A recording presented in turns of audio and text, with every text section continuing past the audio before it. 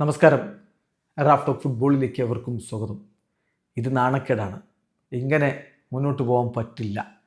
Kylian Mbappe തുറന്നടിച്ചു പറയുകയാണ്. UEFA champions ലീഗിൽ Real Madrid ബെൻഫിക്കയോട് 4-2 പൊട്ടി.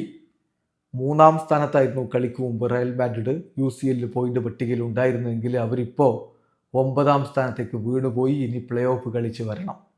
അപ്പോൾ ഈ ഒരു ഘട്ടത്തിലാണ് കിലിയൻ എംബാപ്പയുടെ പ്രതികരണം വന്നിരുന്നത്. എംബാപ്പെ ഇരട്ട ഗോളുകളൊക്കെ അടിച്ചു, പക്ഷേ എന്ത് ഫലം? ടീം തോറ്റപ്പോൾ അദ്ദേഹത്തിൻ്റെ മറുപടിയാണ് കളിക്ക് ശേഷം എന്ത് പറ്റിയെന്ന് ചോദിക്കും. അദ്ദേഹം പറയുന്നു, നാണക്കേടാണ്. അവസാനം വാങ്ങിയ ഗോളൊക്കെ ഉണ്ടല്ലോ, അത് കൺസീഡ് ചെയ്തതൊക്കെ വലിയ ഡിസ്ഗ്രേസ് ആണ്, നാണക്കേടാണ്. The last goal we conceded was a disgrace for us. ഞങ്ങൾക്ക് തന്നെ നാണമാണ്, നാണക്കേടാണ് ആ ഗോൾ കൺസീഡ് ചെയ്തത്. ഈ ഗെയിമിനെ കുറിച്ച് പറഞ്ഞാൽ എനിക്ക് പറയാൻ പറ്റുക, ബെൻഫിക്ക വിജയം അർഹിച്ചിരുന്നു. ഞങ്ങളുടെ ഇഷ്യൂസ് ഫിക്സ് ചെയ്തേ പറ്റൂ. ഞങ്ങൾ വളരെ ഇൻകൺസിസ്റ്റൻ്റ് ആണ്. ഇങ്ങനെ ഇൻകൺസിസ്റ്റൻ്റ് ആയിക്കൊണ്ട് ഞങ്ങൾക്ക് മുന്നോട്ട് പോകാൻ പറ്റില്ല. ഒരു ദിവസം നന്നായി കളിക്കുക. We can keep doing this day on day off. ഒരു ദിവസം നല്ല ഓൺ ആയിട്ട് കളിക്കുക, അടുത്ത ദിവസം ഓഫായി കളിക്കുക, മോശമായി കളിക്കുക. ഇങ്ങനെ ചെയ്യാൻ പറ്റില്ല. ഇതല്ല ഒരു ചാമ്പ്യൻ ടീം ചെയ്യേണ്ടത്.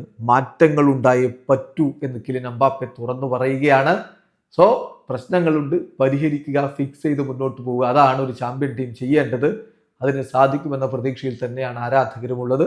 തീർച്ചയായിട്ടും റയൽ മാഡ്രിഡിനെ സംബന്ധിച്ചിടത്തോളം അൽവാരോ അർബിലോവ കോച്ചായി വന്നിട്ട് ആദ്യ കളി നമുക്ക് കണ്ടതാണ്. കോപ്പ ഡെൽ റേയിൽ രണ്ടാം ഡിവിഷനിൽ 17-ാം സ്ഥാനത്തുള്ള ടീമിനോട് പൊട്ടിയിട്ട് പുറത്തായത്. ഇപ്പോൾ ചാമ്പ്യൻസ് ലീഗിൽ 3-ാം സ്ഥാനത്ത് ഉണ്ടായി, കളിക്കാൻ ഇറങ്ങി, ഒരു വിജയം കൊണ്ട് അടുത്ത റൗണ്ടിലേക്ക് പോകേണ്ട ടീം ഇതാ പ്ലേ ഓഫിലേക്ക് വീണുപോയിരിക്കുന്നു. എംബാപ്പെ പറഞ്ഞ പോലെ അവസാനം വഴങ്ങിയ ഗോളൊക്കെ നാണക്കേടാണ്. വീഡിയോ അവസാനിക്കുന്നു. ഫുട്ബോൾ ലോകത്തെ കൂടുതൽ വിശേഷങ്ങളുമായി റാഫ് ടോക്സിൽ വരാം.